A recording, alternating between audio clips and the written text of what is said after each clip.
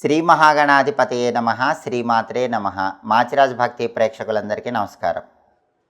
June నెలలో మేషాది ద్వాదశ రాశులకి మాస ఫలితాలు ఏ విధంగా ఉంటాయో, నెల మొత్తం యోగించాలంటే ఎలాంటి ప్రత్యేకమైన విధి విధానాలు పాటించాలో, జూన్ నెలలో మేషాది ద్వాదశ రాశులకి ఏ తేదీలు కలిసి వస్తాయో, ఏ తేదీలు కలిసి రావో, జూన్ నెలలో ద్వాదశ రాశుల వారికి మాస ఫలితాలు ఏ విధంగా ఉంటాయో ఈ వీడియోలో మనం తెలుసుకుందాం. తదుపరి ధనుస్సు రాశి.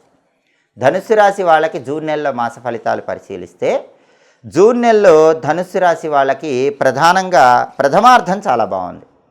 అంటే మొదటి 15 రోజుల్లో ధనుస్సు రాశి వాళ్ళకి జూన్ నెలలో అద్భుతమైన ఫలితాలు కనిపిస్తున్నాయి.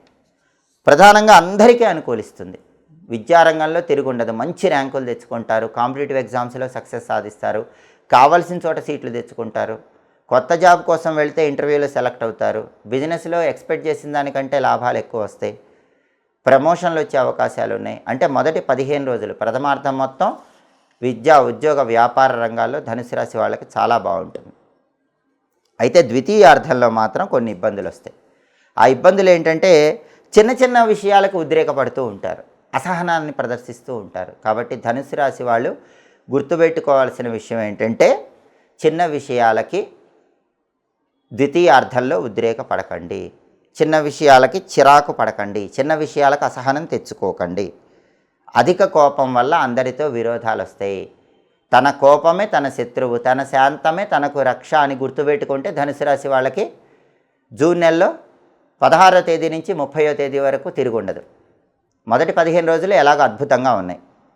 అలాగే చివరి 15 రోజుల్లో ఆరోగ్య భంగాలు ఉన్నాయి. కాబట్టి ఆరోగ్యపరంగా ప్రత్యేకమైన జాగ్రత్తలు తీసుకోవాలి. వేళకు ఆహారం తీసుకోవాలి, సరైన సమయానికి నిద్రించాలి. అలాగే నమ్మిన వాళ్ళే ద్వితీయార్థంలో దగా చేస్తారు. ప్రథమార్థంలో ఎలాంటి ఇబ్బందులు ఉండవు, ద్వితీయార్థంలో మాత్రం ఎవరినైతే బాగా నమ్ముతారో వాళ్ళే మోసం చేస్తారు. కాబట్టి ఎవరిని నమ్మద్దు, నమ్మినట్లు నటించండి.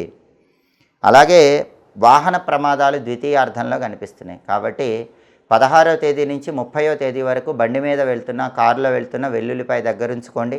దుర్గాదేవికి పూజ చేసిన కుంకుమ బొట్టు కానీ, ఆంజనేయ స్వామికి పూజ చేసిన సింధూరం బొట్టు కానీ పెట్టుకొని వెళ్ళండి. అప్పుడు వాహన ప్రమాదాలు జరగవు. అలాగే ఆదాయానికి మించినటువంటి ఖర్చులు ద్వితీయార్థంలో ఉన్నాయి. కాబట్టి 16 నుంచి 30వ తేదీ వరకు డబ్బు ఖర్చు విషయంలో ఆలోచించి జాగ్రత్తగా ఖర్చు చేసుకోవటం మంచిది. అలాగే కొంతమంది వచ్చి పరామర్శలు చేస్తూ ఉంటారు. వాటిని చూసి చూడనట్లుగా తీసుకుంటే ప్రయత్నం చేయండి, చాలా మంచి జరుగుతుంది. అలాగే ప్రయాణాల్లో మాత్రం ఖచ్చితంగా జాగ్రత్తలు పాటించండి. చాలా జాగ్రత్తగా ప్లాన్ చేసుకొని ద్వితీయార్థంలో ప్రయాణం చేసుకోవాలి. కాబట్టి ధనుసు రాశి వాళ్ళకి జూన్ నెలలో 1వ తేదీ నుంచి 15వ తేదీ వరకు అద్భుతమైన ఫలితాలు కనిపిస్తున్నాయి. 16వ తేదీ నుంచి 30వ తేదీ వరకు మాత్రం ప్రయాణాలు చేసేటప్పుడు జాగ్రత్తగా ఉండాలి, కోపాన్ని కంట్రోల్లో ఉంచుకోవాలి, అసహనాన్ని తగ్గించుకోవాలి. అప్పుడు నెల మొత్తం కూడా తిరిగి ఉండదు, ద్వితీయార్థంలో కూడా ఇబ్బందులు ఉండవు. ధనుసు రాశి వాళ్ళకి జూన్ నెలలో కలిసి వచ్చే తేదీలు 5, 7, 12, 17, 23, 25. ఈ తేదీల్లో ముఖ్యమైన పనులు చేసుకుంటే బాగా కలిసి వస్తుంది. అలాగే జూన్ నెలలో ధనుసు రాశి వాళ్ళకి కలిసి రాని తేదీలు, ప్రతికూల తేదీలు 2, 10, 14, 19, 21, 27, 30. అనుకూల తేదీల్లో ముఖ్యమైన పనులు చేయాలి, ప్రతికూల తేదీల్లో ఎలాంటి పనులు చేయకూడదు.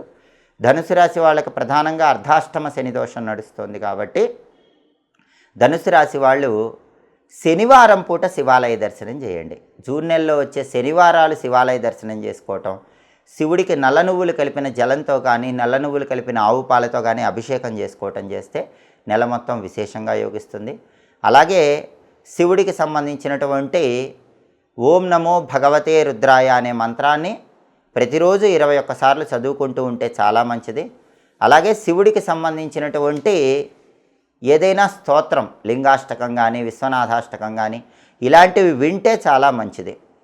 దానివల్ల కూడా ఈ అర్ధాష్టమ శని దోష తీవ్రతను తగ్గింపజేసుకోవచ్చు.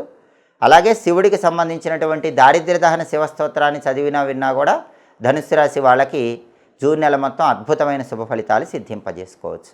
ఇవి జూన్ నెలలో మేషాది ద్వాదశ రాశులకి మాస ఫలితాలు. ప్రతి నెలలో మీ మాస ఫలితాలు తెలుసుకోవాలనుకుంటున్నారా? అయితే మాచిరాజ్ భక్తి ఛానల్ తప్పకుండా చూడండి. మా వీడియోస్ మీకు నచ్చినట్లయితే మా ఛానల్ లైక్ చేయండి, కామెంట్ చేయండి. మా ఛానల్ వీడియోస్ 10 మంది మిత్రులకు షేర్ చేయండి. మా ఛానల్ని సబ్స్క్రైబ్ చేసుకోండి. పక్కనున్న బెల్ సింబల్ నొక్కటం మాత్రం మర్చిపోకండి. సర్వే జనాః సుఖినో భవంతు. స్వస్తి.